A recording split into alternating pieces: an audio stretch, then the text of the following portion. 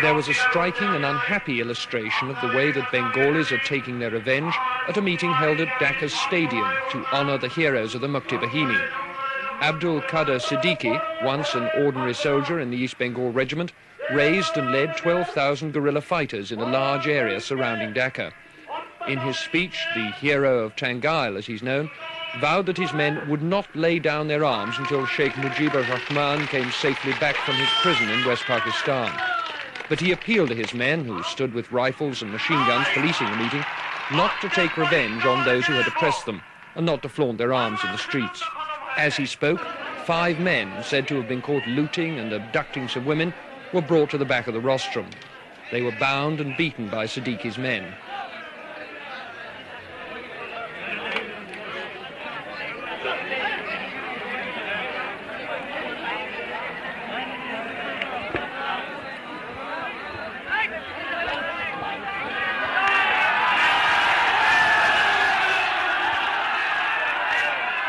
They clung desperately to an officer whom he had asked to put a stop to the violence.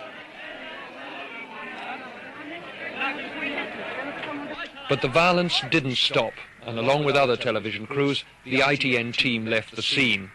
Moments later, General Siddiqui himself, who had earlier urged restraint on the crowd and promised the prisoners a fair trial, himself took a rifle and helped bayonet them to death, firing a bullet to finish off one man.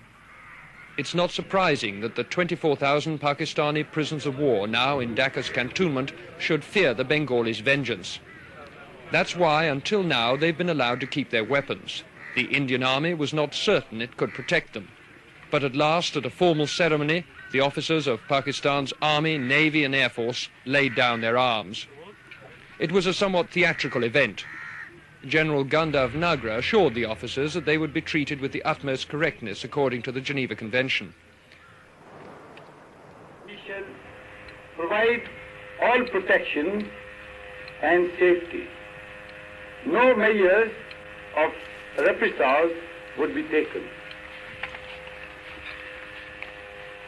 Free boarding, messing, medical facilities will be provided to you all and all your ranks.